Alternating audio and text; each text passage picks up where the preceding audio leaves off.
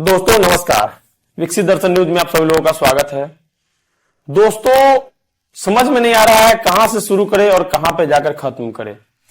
सबसे पहले आपको बता दें कि दोस्तों 20 तारीख को एनडीए गठबंधन की सरकार बनने वाली है और 10वीं बार हो सकता है कि नीतीश कुमार जी मुख्यमंत्री पद का शपथ ग्रहण करने वाले हैं, जो कि 20 तारीख को यह कार्यक्रम रखा गया है। और एक गंभीर मुद्दे पर बात करने के लिए फिर से आए हैं। दोस्तों आज महागठबंधन दल का जो है बैठक था दल का, जिसमें सारे जीते हुए कैंडिडेट, हारे हुए कैंडिडेट महागठबंधन के लालू प्रसाद यादव, तेजस्वी यादव, संजय यादव, मीसा भारती, ये सारे लोगों ने मिलकर के एक बात तय किया है कि महागठबंधन के जो विपक्ष के नेता है वो तेजस्वी यादव ही रहेंगे। मगर दोस्तों कहीं ना कहीं हम ये बात इसलिए बोल रहे हैं कि क्या ये लोग समीक्षा बैठक जो कर रहे हैं किससे कर रहे, मतलब किससे राय लेना चाह रहे हैं? उन नेताओं से जो पैसे देकर टिकट खरीदे थे। और तेजस्वी यादव क्या समीक्षा बैठक कर रहे हैं ये पूछ रहे हैं कि आपने मतलब यहां तो इतना करोड़ दे दिया, वहां जाकर कितने करोड़ खर्च किए हैं? क्यों खर्च नहीं किए हैं जिसके कारण हार गए हैं? सारे लोग मिलकर ईवीएम पर दोष दे रहे हैं। मैं नहीं कह रहा हूं कि ईवीएम 100% उस पर ही दोष दिया जाए, मगर उन जनता से भी तो पूछिए, जो जनता, जो यादव कास्ट, जो मुस्लिम कास्ट आपको सर्वोपरि जो बदनाम है आपको वोट देने के लिए, कम से कम उस यादव का दर्द को समझने की कोशिश कीजिए। जो यादव आपके कारणों से, आप जैसे पार्टी के कारणों से अपना सर उठाकर आज चल भी नहीं पा रहा होगा और उसको इस तरह का दुख हो रहा होगा कि उसको लग रहा होगा कि उसका इज्जत जो होता है ना, बिहार में लोग इज्जत के लिए बहुत मरते हैं। यूपी बिहार में ज्यादातर अच्छा हर जगह के लोग, जैसे भी समाज के लोग हैं, वो अपने प्रतिष्ठा के लिए बहुत मरते हैं। और जातिवाद इस तरह से यहां पर फैला हुआ है कि प्रतिष्ठा को जाति से ही देखा जाता है, हर जाति का। कहीं ना कहीं दोस्तों हर आदमी अगर यादव है वो बीजेपी में ही क्यों ना हो, मगर वो अगर वोट आरजेडी को करे या ना करे, वो बीजेपी क्यों ही वोट करे। मगर बीजेपी वाले क्या भरोसा करते हैं कि हाँ ये यादव जाति का आदमी या यादव जाति का पर्सन आपको वोट कर रहा है? नहीं भरोसा करते हैं। क्यों नहीं करते हैं? क्योंकि वे जानते हैं कि अगर यादव है तो आरजेडी को वोट करेगा। एकदम लिखित होता नहीं है, एग्रीमेंट टाइप एग्रीमेंट हो चुका है यादव जाति का आरजेडी से। और आरजेडी इसका क्या करती है? फायदा उठाती है। फायदा किस तरह से उठाती है?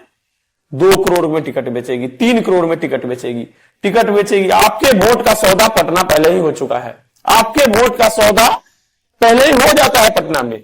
हम तो कहते हैं कि बहुत अच्छा हुआ है इस बार तेजस्वी यादव और लालू यादव को इस चीज का एहसास होना चाहिए कि यादव उनका गुलाम नहीं है और कहीं ना कहीं मुसलमान उनका गुलाम नहीं है। एमओआई समीकरण करते करते जो माई बाप की पार्टी बन गई, ए टू जेड की पार्टी बन गई। क्या मिला ए टू जेड में? ए टू जेड में आपको क्या मिला? कहां चले गए? कहां थे, कहां चले गए? अर्श पे थे, फर्श पे चले आए। अभी तक समझ में नहीं आ रहा है। बैठक कर रहे हैं, क्या बैठक कर रहे हैं? उन नेताओं से पूछ रहे हैं। वो नेता क्या जानते हैं जो आपको बता देंगे कि क्या हुआ है, नहीं हुआ है जमीनी स्तर में? ईवीएम का ठीक रहा तो सबसे आसान है, फोड़ दीजिए, उस पर क्या फर्क पड़ता है?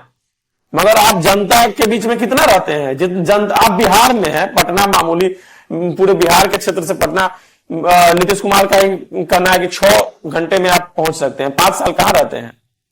आपने कभी भी जमीनी स्तर पे काम किया है? कभी जमीनी स्तर पे जो पार्टी, हर पार्टी अपना पकड़ बनाई हुई है, क्या बनाए हैं? बीजेपी को उतना पकड़ है, बीजेपी उस तरह से काम करती है। उनका कार्यकर्ता, आपका क्या कार्यकर्ता है? गमछा बांध के, झंडा उठा के, सिक्सर के 6 गोली छाती में चलाने वाले कार्यकर्ता सब है। इस कार्यकर्ता से आप सरकार बनाइएगा? आपको अपना कॉमन सेंस काम नहीं कर रहा है, समझ में नहीं आ रहा है कि हाँ बिहार में चल क्या रहा है, बिहार में हो क्या रहा है, कुछ भी समझ में नहीं आ रहा है। बैठक कर रहे हैं, समीक्षा बैठक।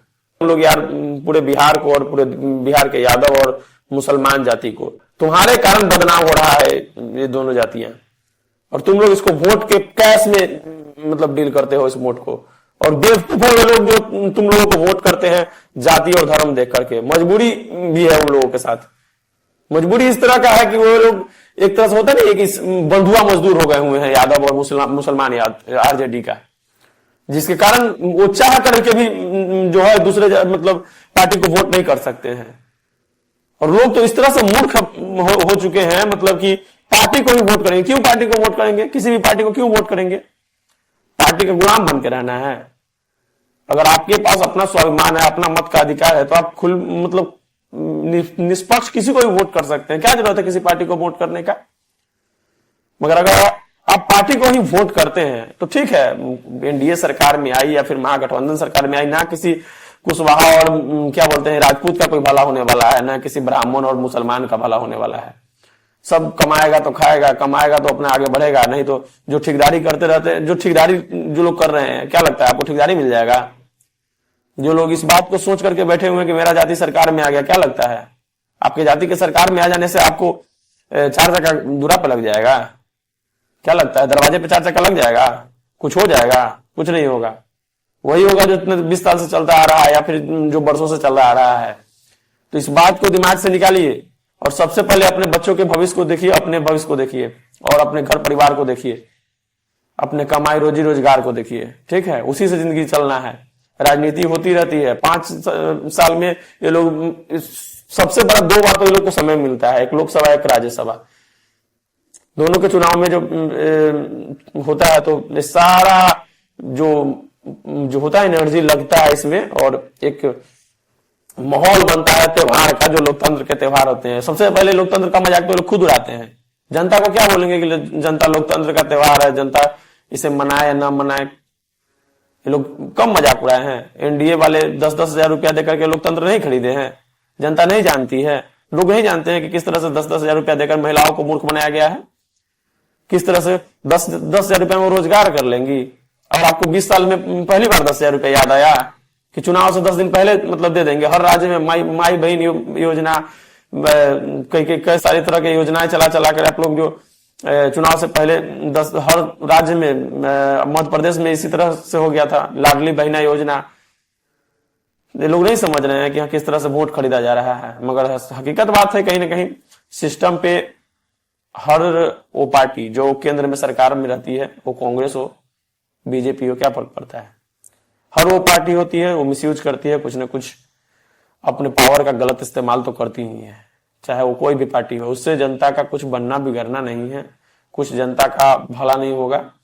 बशर्ते इस बात का दुख जरूर है कि अगर लोकतंत्र जिंदा रहता है इस देश में और लोकतंत्र मजबूत है तो निष्पक्ष चुनाव होना चाहिए। सरकार किसी की भी बने, कोई फर्क नहीं है, सरकार तो बनेगी। आरजेडी बनेगी तो कौन सी मेरी जो है वो जो मुस्लिम और यादव है उनका लाइफ एकदम चार्टेड फ्लेन उनके दरवाजे पे लग जाएगा, कुछ नहीं होगा।